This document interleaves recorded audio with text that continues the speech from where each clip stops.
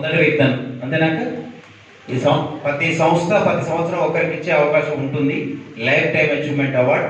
ఈ మొదటి వార్షికోత్సవం సందర్భంగా పల్లె కిషోర్ కుమార్ గారికి జీవితకాల సాఫల్య పురస్కారం అందిస్తున్నందుకు తనకు హృదయపూర్వక అభినందన తెలియజేస్తూ, సంస్థకు కృతజ్ఞత తెలియజేస్తూ, మరి సంస్థ ఇంకా గొప్పగా ఎదగాలని కోరుకుంటూ ధన్యవాదాలు.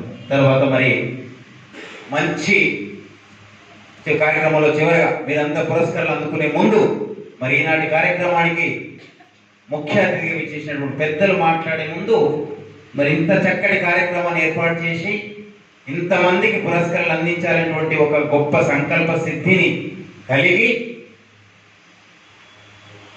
మనందరికి ఒక సందేశం ఇవ్వాలని అక్కగారిని కోరుతా ఉన్నాం.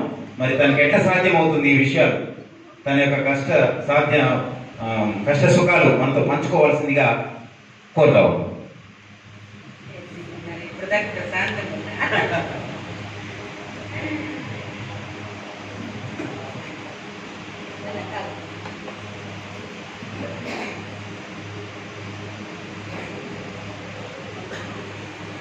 జై శ్రీమన్నారాయణ. అందరూ చెప్తుంటే చక్కగా మీకేమో కానీ నాకైతే ఫుడ్ సరిపోయింది.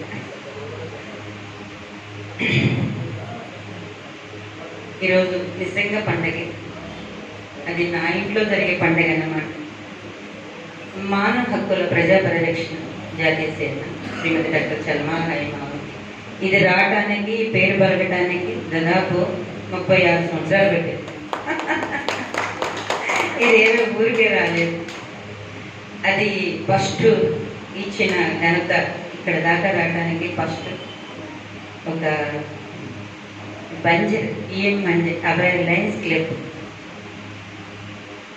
చలమాల నరసింహారావు గారు, మా మామయ్య మేనమామ గారు వారు ఒకసారి రావాలి.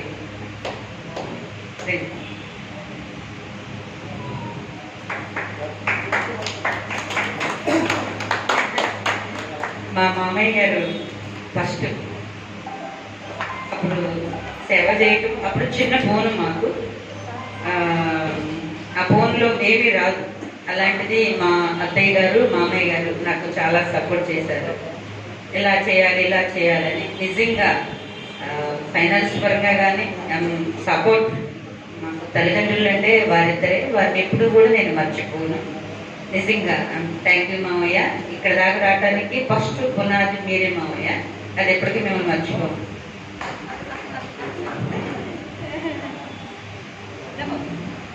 కేవలం ఇంటి పేరుతోనే మాకు పరిచయం హైమవతి గారు.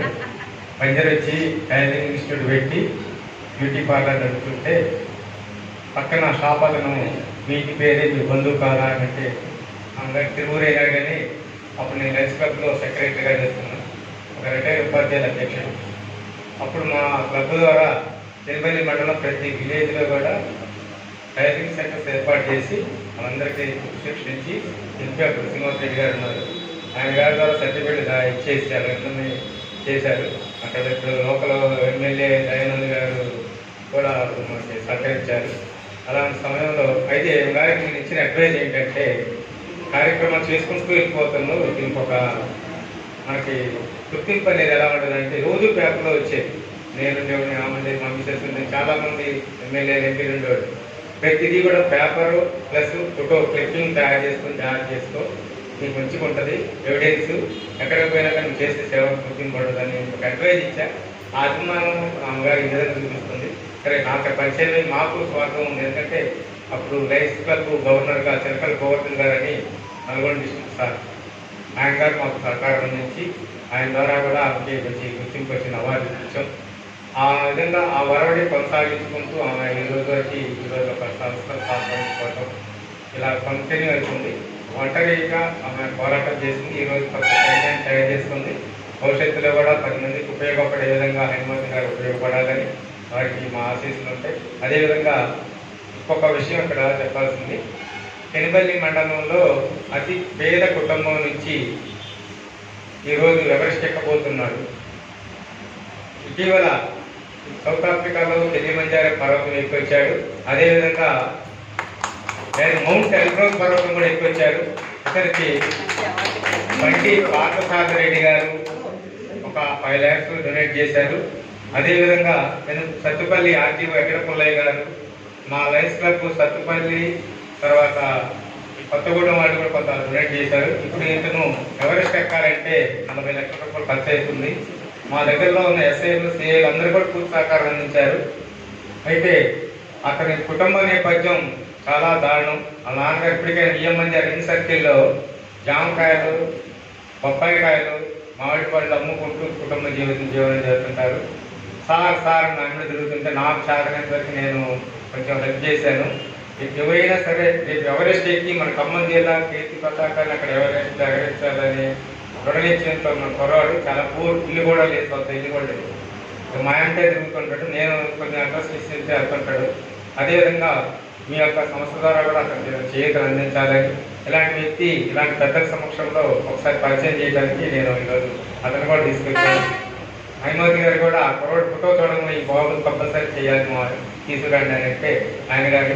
అదేవిధంగా ఇంకొక మా దగ్గర రిటైర్డ్ ఉపాధ్యాయులు, కవి, రచయిత గోపిశెట్టి వెంకటేశ్వరరావు గారు, వారు కూడా చాలా ఆయన గారి లైఫ్ మొత్తం కూడా చాలా దారుణం. ఎందుకంటే చివరి వయసులో జాబ్ వచ్చింది.